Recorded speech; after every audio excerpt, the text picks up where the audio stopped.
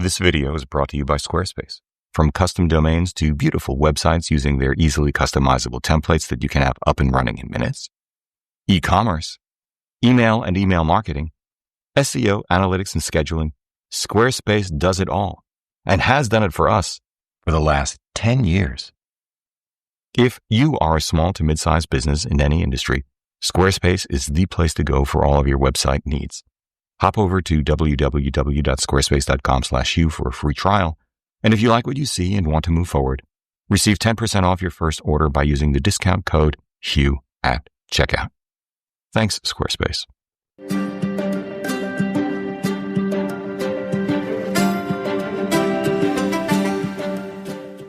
I know, cheaper is relative, but stewardship of an icon is hard. And value means different things to different people.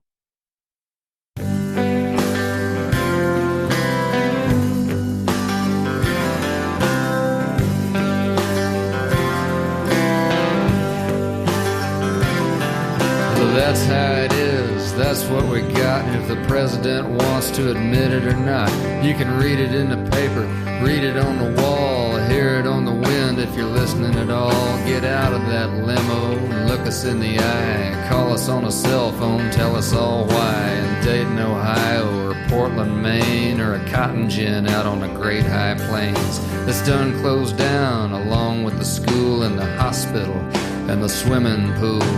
Dust devils dance in the noonday heat. There's rats in the alley and trash in the street. Gang graffiti on a boxcar door. We can't make it here anymore.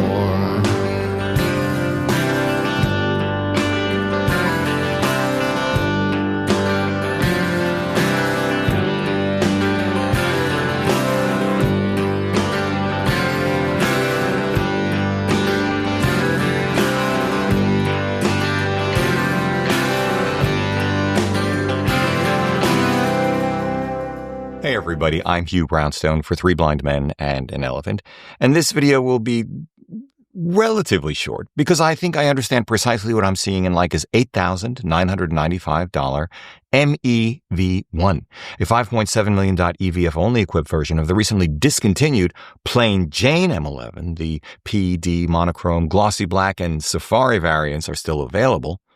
That ends up being a whopping 24% lighter, 8% smaller, and 17% less expensive apples to apples than the current M11-P.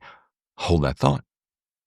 Meanwhile, the EVF is identical to the unit in the Leica Q3 series, not quite the same as the slightly larger, greater eye relief unit in, although the same resolution as, the SL3 series. Hold that thought. How did Leica manage to make the EV1 that much smaller, lighter, and less expensive than an M11-P? How is it precisely better and faster? Let's get into it. 1. The MEV1 is lighter and less expensive to make, courtesy of an EVF offering a less complicated optical path with fewer mechanical parts compared to the M11's iconic rangefinder system. 2. The removal of the ISO dial to make room for the EVF also reduces mechanical complexity, weight, and cost. I think. 3. The smaller internal memory capacity of the EV1, 64 gigabytes, same as the original M11, is 1/4 that of the M11-P, further reducing expense. 4. The selling price of the EV1 is $845 below that of the M11-P, but then, again, apples to apples, 5, one must add to the M11-P the cost, weight, and size of the 3.7 million VisoFlex 2, $995, 83 grams, and 36 cubic centimeters, respectively. Other than that, the body, sensor, and processor are identical to the original M11 series camera. Oh, save for the addition of Leica's implementation of content credentials, first found in the newer M11-P.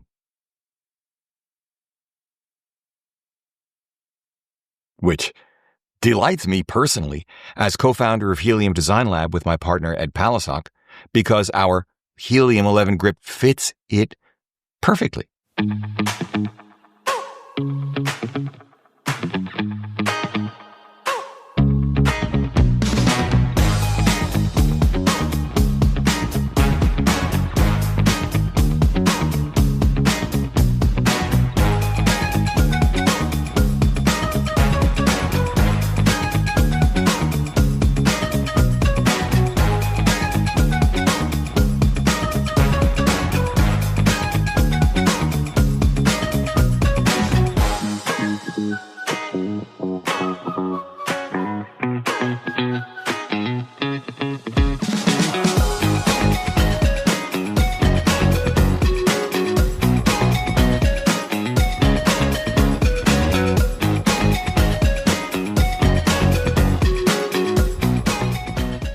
Not that I'm biased or anything, but you know what? Please do hop over to heliumlab.design to learn why Petapixel Imaging Resources, DP Review, Ted Forbes, Chelsea Northrup, Matt Day, Bobby Tonelli, and many more, most especially our customers, love our grips, rate them so highly, among its many other virtues remaining the only way to have a thumb rest and TTL flash in use at the same time.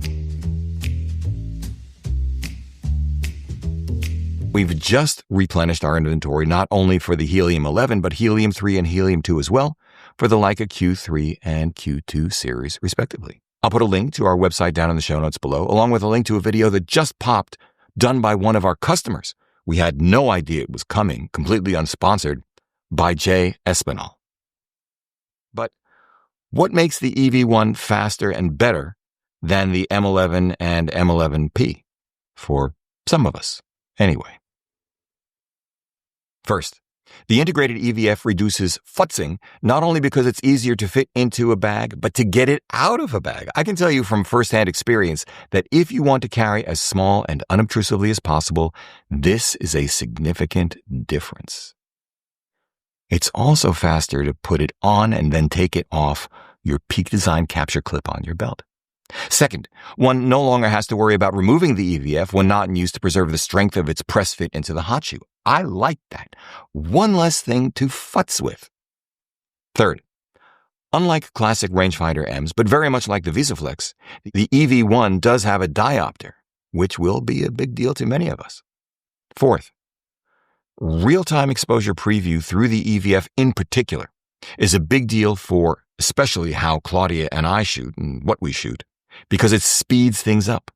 We dial in our exposures manually and never have to take our eyes away from the viewfinder. Fifth, depth of field preview.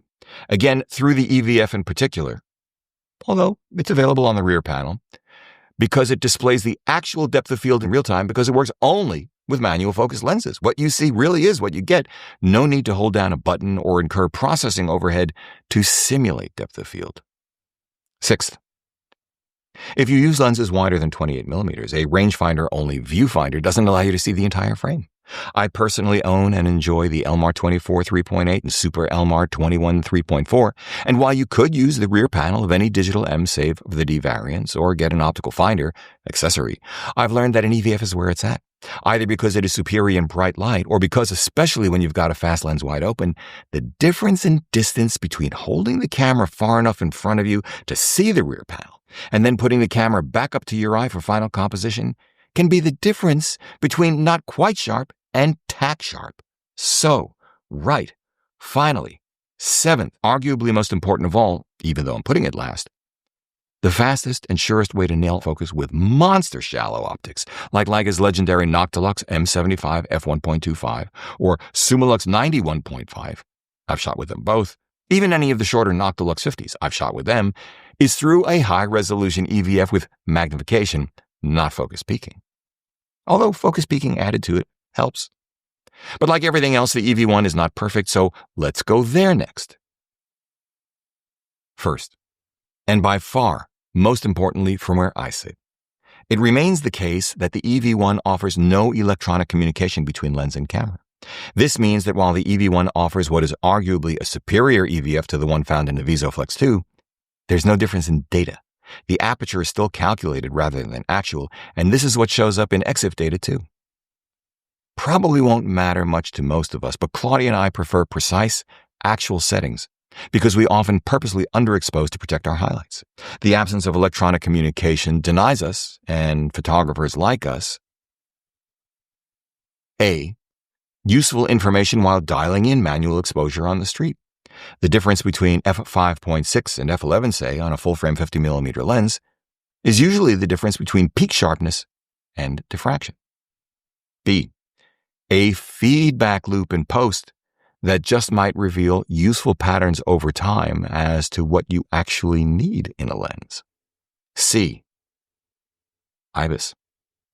And D, most importantly, for a manual focus only camera, the integration of an autofocus user interface with manual focus assist of the kind found on Nikon's ZF and Z6 III, absolutely industry-leading. In manual focus mode on either of these cameras, the autofocus system can still identify and lock onto a subject's eyes, and while it cannot focus a manual focus lens or an autofocus lens set to manual, it can and does, as soon as magnification is engaged, take the photographer directly to the eyes for critical focus. This is a big deal, arguably biggest deal of all. Second, the knock-on effect is that there is no difference between the 3.7 million dot unit of the VisaFlex 2 and the EVF in the EV1 from a data perspective, as I just said. But there is a difference in that on a camera series without an articulating rear screen, the M11-P with VisaFlex 2 has what the EV1 does not, an articulating EVF. Not as useful as true waist-level viewing off a panel, but still really nice to have. I use it all the time. Third, like other M's, it also remains the case that the EV1 doesn't offer weather sealing. Cartier-Bresson used an umbrella, so who am I to say? But when the weather gets dodgy, I shift to our SL3, Q3, or any one of a number of other cameras we own, Claudia typically with her A7R5, especially since M lenses aren't sealed either. And we do go out every now and again in heavy weather.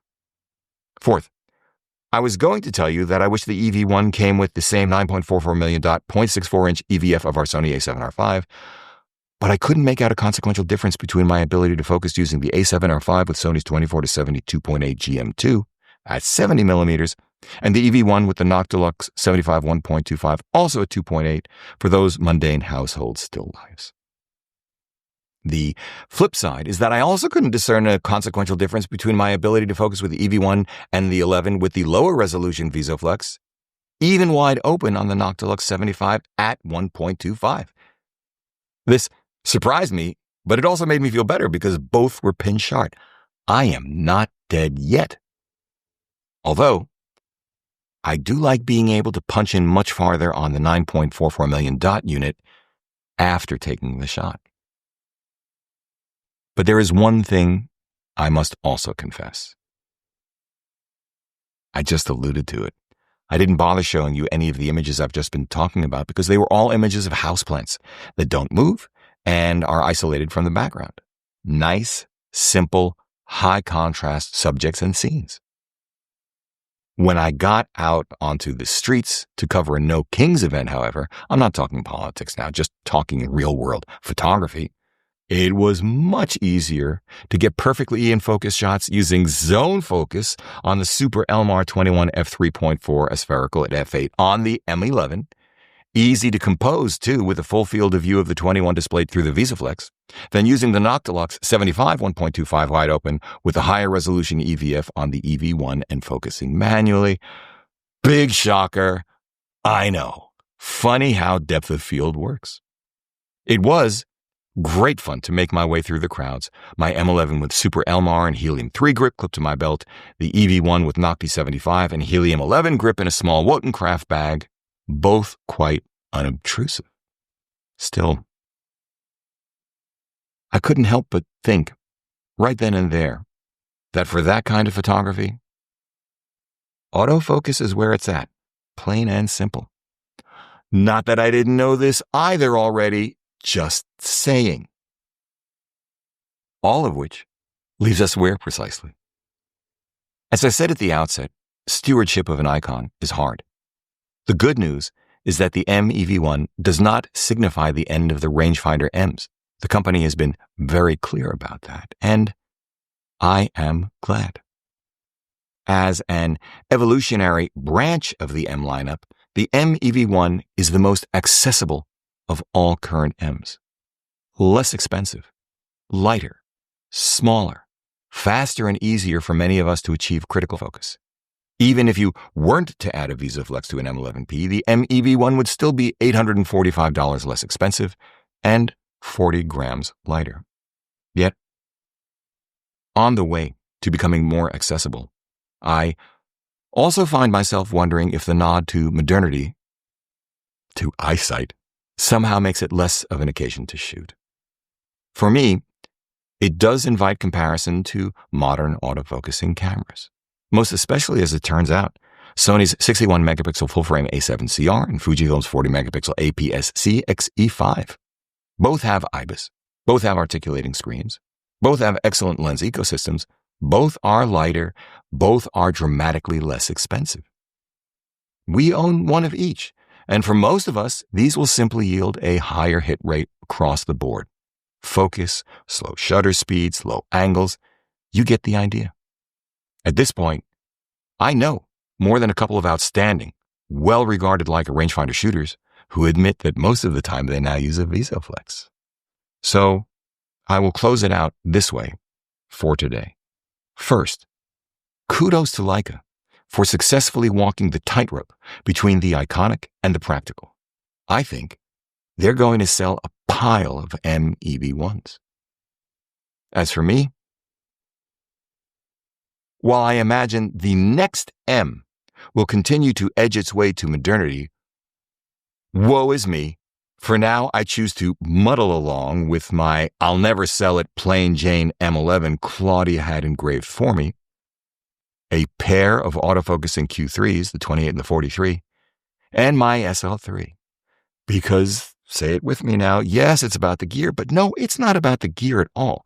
It's about the people in front of and behind the camera. In the end, it's more important that you show up in the right place at the right time with your head, your eye, and your heart in alignment. Cartier-Bresson said that. Yeah, this video is brought to you by Squarespace. From custom domains to beautiful websites using their easily customizable templates that you can have up and running in minutes, e-commerce, email and email marketing, SEO, analytics, and scheduling, Squarespace does it all and has done it for us for the last 10 years. If you are a small to mid-sized business in any industry, Squarespace is the place to go for all of your website needs. Hop over to www.squarespace.com/hugh for a free trial. And if you like what you see and want to move forward, receive 10% off your first order by using the discount code HUGH at checkout. Thanks, Squarespace. If you like what you've seen here today, please give a thumbs up, subscribe to the channel, join the conversation in the comment section below because this is an exceptional audience. If you'd like help with a portfolio review, gear selection, finding or honing your artistic voice, sign up for a one-on-one mentoring video called via Zoom at 3bmep.com/booking. Finally, please consider supporting our work by using the no-cost you affiliate links down below, sending us coffee money via PayPal, or most especially, joining us on Patreon, links down below as well. However you choose to support us, as always, we thank you for it.